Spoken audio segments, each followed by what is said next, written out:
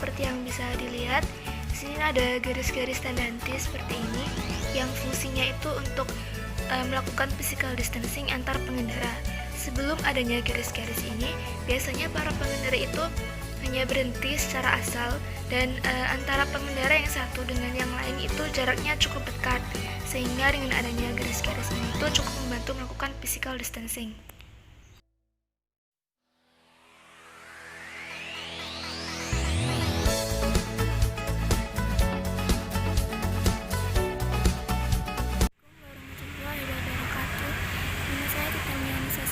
Nomor absen 28 dari kelas 12 IPS 3. Di sini saya akan membaca blog tentang perubahan sosial yang terjadi di wilayah Perempatan Suko.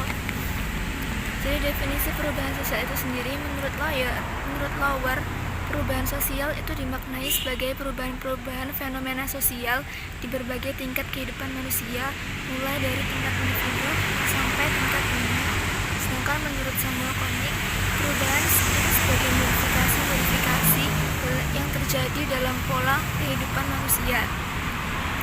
Lalu faktor yang mempengaruhi perubahan tersebut itu adanya orientasi ke masa depan yang mendorong manusia untuk melakukan perubahan dan penyesuaian terhadap perkembangan zaman.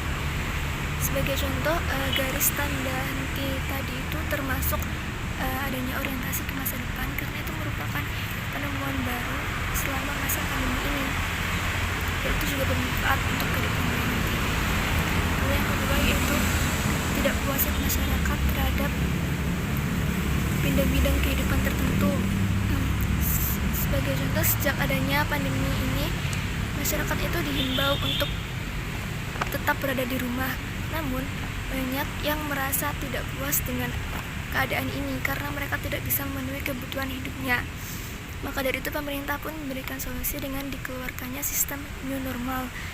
Nah, upaya pemerintah Mojokerto ini untuk menghadapi sistem new normal ini yaitu dengan diberinya garis tanda henti tersebut di setiap persimpangan jalan untuk melakukan physical distancing.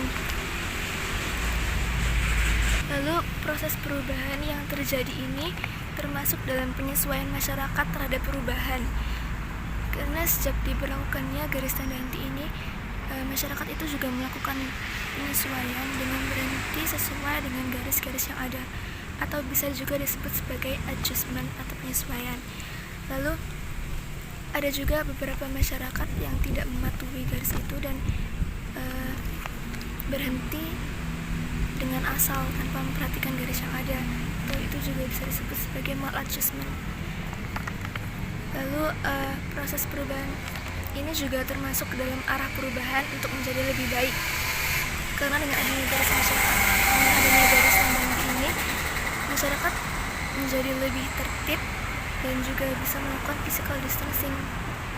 Lalu bentuk perubahan yang terjadi ini termasuk bentuk perubahan yang terjadi secara cepat, karena garis ini tuh dibuat dalam waktu yang cukup singkat sejak adanya info tentang sistem new normal.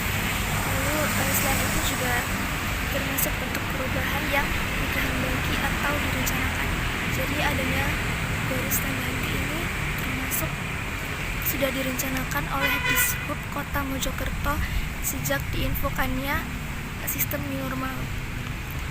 Nah, berdasarkan info-info tadi, maka perubahan sosial ini bisa menyebabkan dampak yang positif, yaitu adanya perkembangan iptek dan juga terbentuknya nilai dan norma baru di masyarakat.